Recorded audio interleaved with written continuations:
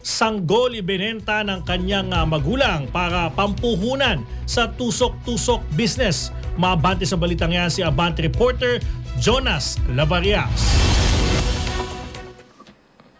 Isang 12-day-old na sanggol na babae ang nailigtas ng Philippine National Police Women and Children Protection Center matapos umanong ibenta ng sarili nitong mga magulang kapalit ng puhunan para sa tusok-tusok business katulad ng kwek-kwek at fishballs. Isinagawa ang entrapment operation nitong Lunes, February 2 sa isang kilalang mall sa lungsod ng San Jose del Monte sa Bulacan. Inaresto ang mag-asawa matapos nilang tanggapin ang buy-bust money na nagkakahalaga ng 27,500 pesos. Ayon sa investigasyon, balak umano ng mga sospek na gamitin ang pera bilang panimulang kapital sa pagtitinda ng kwek-kwek at fishball. Matapos ang operasyon, agad na inilipat ang sanggol sa pangangalaga ng National Authority for Child Care o NACC, kung saan sumailalim ito sa masusing health at medical assessment upang matiyak ang kalagayan ng bata. Binigyan diin ni NACC Undersecretary Janela Ejercito Estrada na walang anumang halaga ang maaaring ipalit sa buhay at kinabukasan ng isang bata. Dagdag pa niya, walang sinumang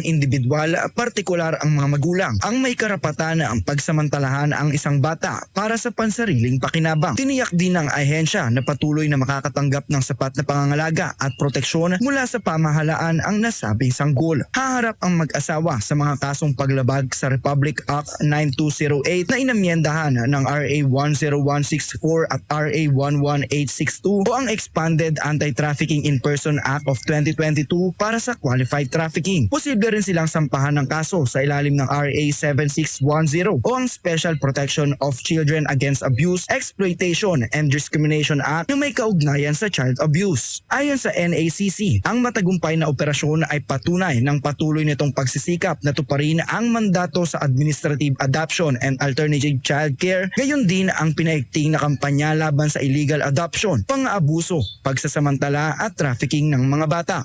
Ako, si Jonas Lavarias, Abante.